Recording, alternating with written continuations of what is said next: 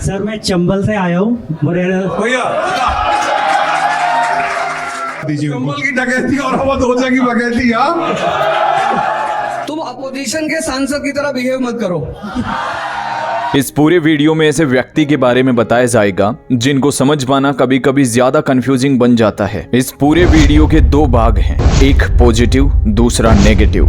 तो वीडियो को पूरा देखकर ही अपना निर्णय लेना और अपने विचार इस मुद्दे पर जरूर प्रकट करना। अक्सर हम भीड़ में सुनते हैं हमारा नेता कैसा हो, हमारा नेता ऐसा हो, लेकिन ये नारा भीड़ का है। पर इस वीडियो में आप भीड़ नहीं है, ना कोई भीड़ का कचरा। आप खुद हैं, अकेले हैं, जिसे अपने अनुसार सही गलत का निर्णय लेना है, ना कि ये कहना है कि हमारा नेता ऐसा हो। बात है अवध ओझा सर की। हाल ही में अवध ओझा सर से संबंधित एक बवाल खड़ा हुआ जब ओझा सर राजनीति में आए, और इससे भी बड़ा बवाल तब हुआ जब ओझा सर ने आम आदमी पार्टी को ज्वाइन किया। अवध ओझा सर के बारे में आप सभी जानते हैं, इन्होंने अपने जीवन काल में हजारों स्टूडेंट्स को पढ़ाया, उन्हें सही राह दिखाई, उनकी सफलता या असफलता का हिस्सा बने, बच्चों को उनके मुकाम तक पहुंचाया। सर का शिक्षक काल अब तक तकरीबन 20 साल का रहा है। भारत की बड़ी बड़ी संस्थान में ये पढ़ा चुके हैं, एक नाम बनाया है, काफी मेहनती हैं सर। अब ये राजनीति में आने का सोचते हैं।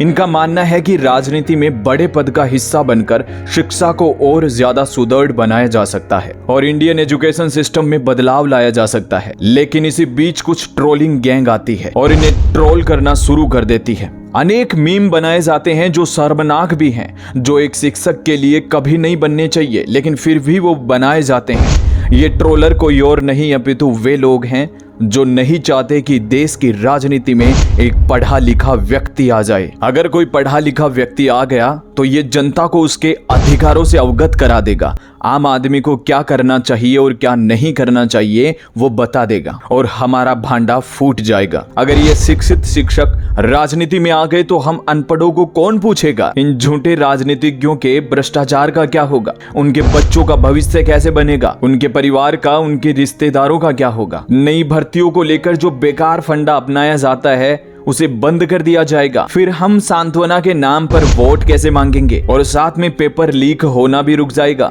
ये शिक्षित शिक्षक तो सब कबाड़ा कर देगा। इसलिए ये ट्रोल गैंग लगातार इन्हें ट्रोल कर रही है। ये कहते हैं कि आप तो शिक्षक हैं, राजनीति में अपना जेब गरम करने के लिए आए हैं क्या? अब ये एकदम मंद बुद्धि वाली बात हो गई।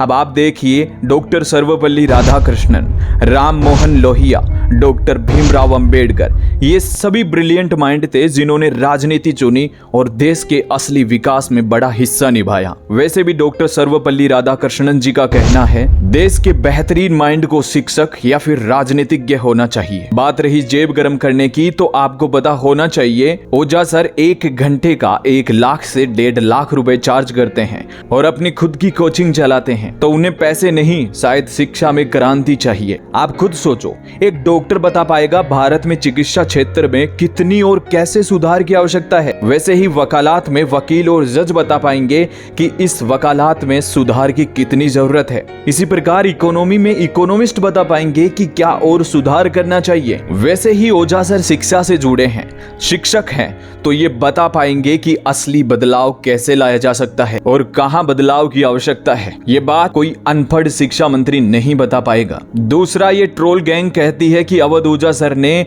आम आदमी पार्टी का ही ज्वाइन क्यों किया।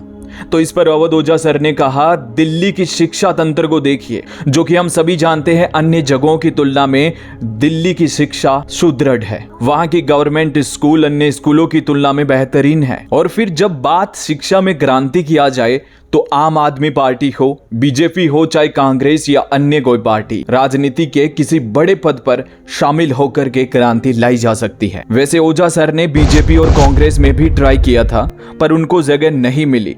तो क्या उनको अपना विजन छोड़ देना चाहिए? क्या उनको ये समझना छोड़ देना चाहिए कि इंडियन एजुकेशन सिस्टम में सुधार नहीं किया जा सकता? और बीजेपी और कांग्रेस क्यों नहीं चाहती हैं एक शिक्षक को शामिल करना? सोचने वाली बात तो ये है, आप सभी जानते हैं ज्ञान का प्रकाश पूरी दुनिया को चमका सकता है। ये हमें डॉक्टर सर्वपल्ली राधाकृष्णन, डॉक्टर भीमराव अंबेडकर जैसे प्रकाशकों ने भली भांति बता भी दिया। फिर ये भूल क्यों जाते हैं ट्रोलर की पढ़ा लिखा व्यक्ति राजनीति में जरूर होना चाहिए। बहुत सारे नाम है जो पढ़े लिखे हैं, जो बहुत बेहतरीन कार्य कर रहे हैं। अब एक शिक्षक को राजनीति में शामिल होने में क्या बुराई है। उन्होंने अपने ज्ञान से बच्चों के भविष्य को चमकाया है। अब शायद वो राजनीति में खर्रा उतरे। शायद ओझा सर, खान सर, विकास दिव्य कीर्ति सर और भी 20-50 शिक्षक अगर राजनीति में आते हैं और ज्यादा बेहतरीन होगा। कम से कम देश की शिक्षा उज्जवल होगी, और शिक्षा जब उज्जवल होगी तो पूरा देश उज्जवल होगा, जहां करप्शन को नहीं विकास को महत्व दिया जाए। मैं ओझा सर ही नहीं अपितु ओझा सर जैसे अनेक पढ़े लिखे और समझदार राजनीतिज्ञों का समर्थन करता हूं, और मैं पूरी तरह से सहमत हूं कि हमारी आज की राजनीति में आज के शिक्षकों को शामिल होना चाहिए। पढ़े लिखे वो लोग जो अपने काम में एक्सपर्ट है, उनको देश की राजनीति में जरूर शामिल होना चाहिए, जो अपने ज्ञान के प्रकाश से, अपनी समझदारी के प्रकाश से समाज और देश को प्रकाशित कर सकता है। तो चाहे ओझा सर हो या ओझा सर की तरह और शिक्षक, मैं पूरी तरह से राजनीति में आने का उनको समर्थन करता हूं। फिर चाहे बीजेपी हो, चाहे कांग्रेस हो या फिर आम आदमी पार्टी। अगर आप इस बात से सहमत हैं कि एक शिक्षक का राजनीति में होना जरूरी है तो आप इस वीडियो को जरूर लाइक कीजिए। अब इस वीडियो से इतना तो समझ में आ गया होगा कि ट्रोलर क्यों ट्रोल कर रहे हैं ओझा सर को, और शिक्षक नेता की जरूरत इस देश को क्यों है। अब इस वीडियो का दूसरा भाग जो ओझा सर की नेगेटिव बातों का है, और वो आपको जानने को मिलेगा अगले वीडियो में।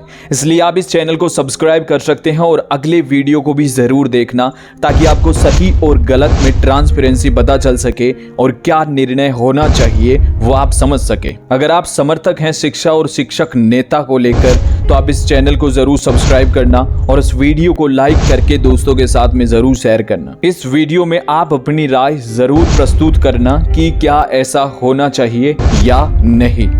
तो मिलते हैं ऐसे ही इंपॉर्टेंट वीडियो के साथ में, तब तक के लिए धन्यवाद।